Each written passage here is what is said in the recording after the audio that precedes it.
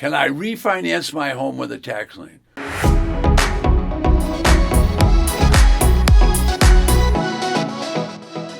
Welcome back. Now, in this episode, I'm going to answer your question, can I refinance my home with a tax lien? Now, my name is Ted Thomas. For the past 30 years, I've been involved in tax liens and tax deeds. Now, the past 25 years, I've basically been teaching people, guiding people. Sometimes I'm a coach, sometimes a mentor, but I've been helping people learn the tax lien business and tax deed business.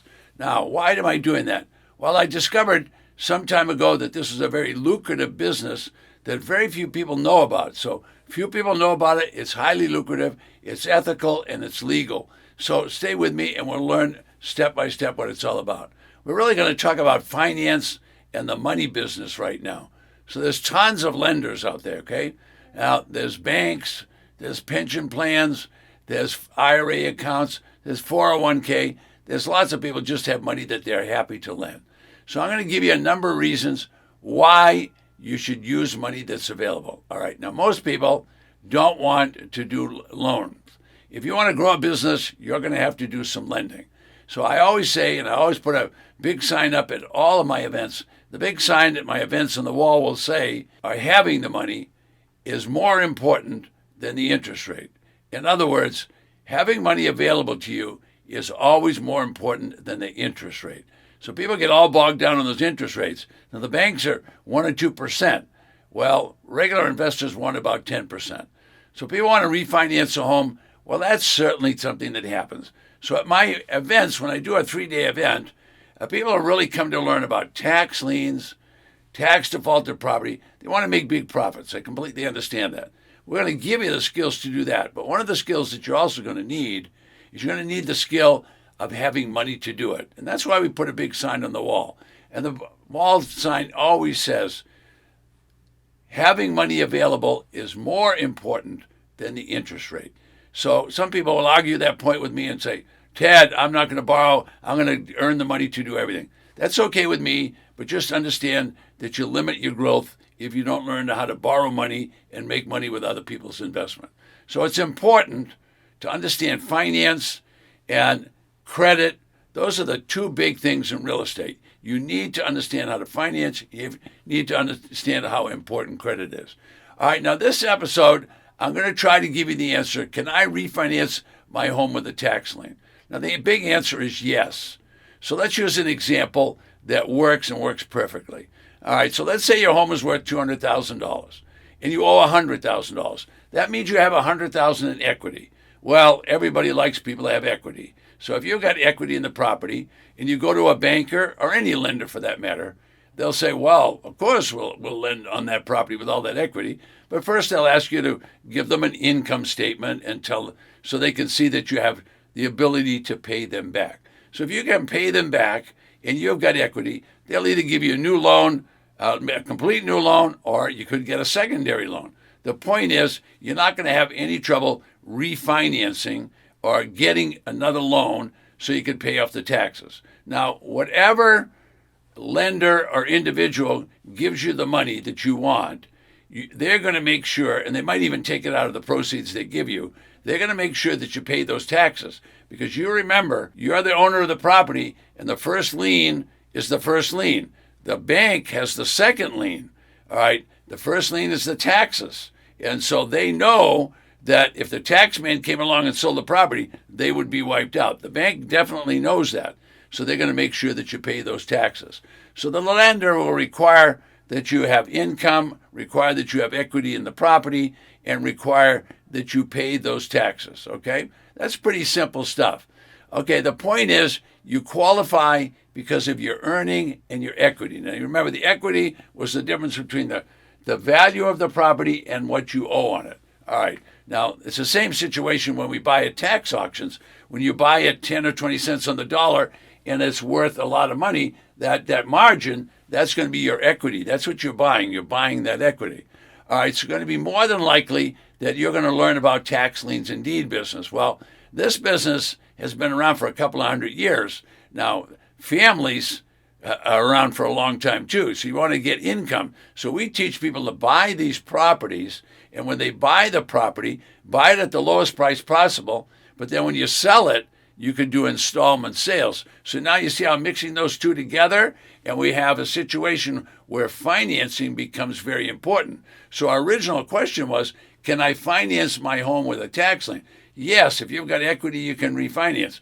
If you buy a property at a low enough price and it's worth a lot of money, you can go and get regular financing on it. My point is, we're going to teach you the skills to do all this, but the one thing you need to learn about is you need to learn how to get money from other people.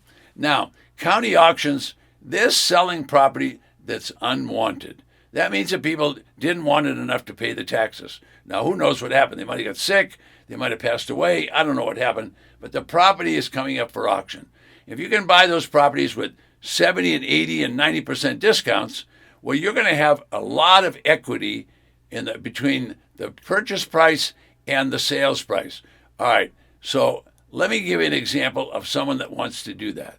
So Mrs. X, that's what we're going to call her. She locates a property. After taking our training, she locates a property that's coming up for auction. She wants to purchase it, but her challenge is she doesn't have money. Now, she's lived in the same community for 25 years. She's gone to the same bank building for 25 years. And so she goes to the manager and says, I'd like to borrow X dollars. And the manager says, oh, okay. And they know her, they like her. Well, so 2 weeks later, she hasn't heard from them. But now the auction's coming up.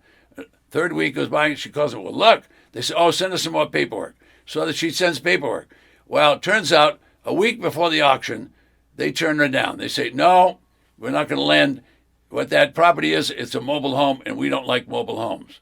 Well, that's very familiar to her because her friend said when she was going to buy this property, now they all think of themselves as real estate investors, don't buy mobile homes, they're all junk, you won't make any money, you'll lose your assets. Well, she was a woman that could think for herself. She'd been through our training, and we taught her, you're going to buy for 70 or 80% discount, know what the value is, and we taught her how to buy those properties and then resell them and make money. So she could think for herself, but she didn't have any money. So now, at the 11th hour, the bank turns her down. Well, folks, the marketplace is awash. I'm going to say that again. It's awash in money. There is so much money out there, but they're not going to give it to you unless you ask for it. So there's pension plans, there's IRA plans, there's lenders, there's just individuals in your family that will give you money if you're willing to pay for it. So start thinking about what the other person wants. The other person does not want what the bank has, and that's 1%. But if you tell the other person you're going to pay them 10% or 15% or whatever, you see, the availability of money is much more important than the interest rate. So sure enough, she borrowed the money. She paid 10%. Well, the property purchase was about $25,000. $25,000 is a lot of money. It was a mobile home. Why did she even do it? Because she went and looked at the property. It turned out it was an upscale mobile home. As a matter of fact, she stayed with her husband the first night. They went there and they opened it up. It was fully furnished. They went down to Walmart and bought some new sheets. They scrubbed out the kitchen a little bit, and they stayed there for a whole week. It was in a resort area along the beach on the coastline of Florida. So here's a property she bought for $25,000, but she didn't just buy it. What she did is she analyzed and went and talked to the manager of the mobile homes. And he said, listen, this is the upscale park. People want to rent here. We can get high rents because we're in an upscale neighborhood. All of these homes are perfect. I get 25% above market for when I sell. She made herself $50,000. Her problem was she was afraid to borrow. I'm not telling you that you need to borrow money, but the availability of money is the most important thing when it comes to being in business. It's not a so-so part of the business.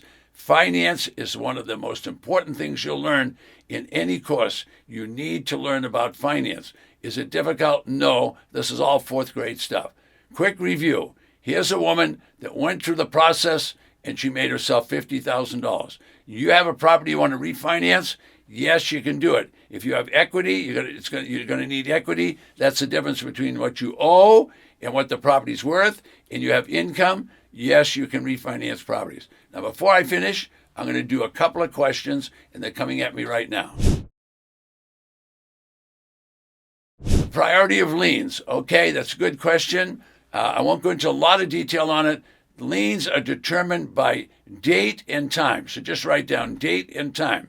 So the first lien filed is the first lien on the property. The first lien is always filed the day that the state and county draw the map and say, this is a plot of land in this state. They put a number on it. It's the tax number. It'll always be on that property. It'll never leave the property.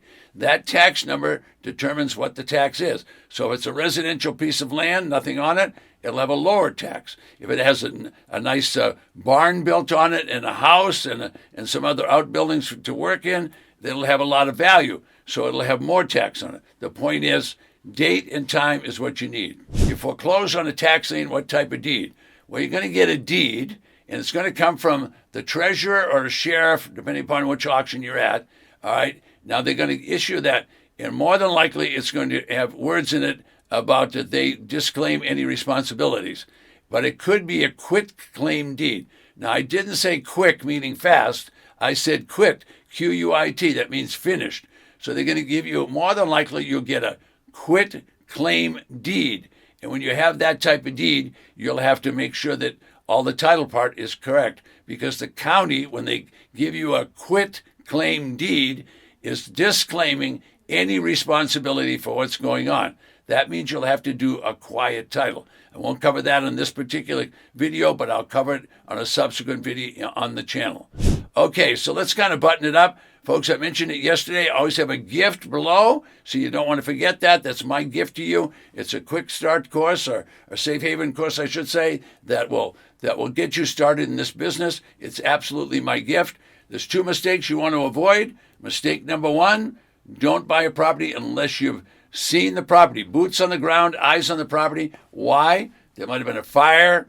It might be next to a chicken farm. It might be next to the railroad. There's places you don't want to own property. If you haven't seen it, don't buy it. Take my word for it. That's a big mistake in an auction. Second big mistake is be careful at the auction. Don't get too involved. Don't ever bid on properties that you don't have an exit strategy. People get at the auction, they've decided they're going to win the auction. Folks, winning the auction just means that you kept the prices going up.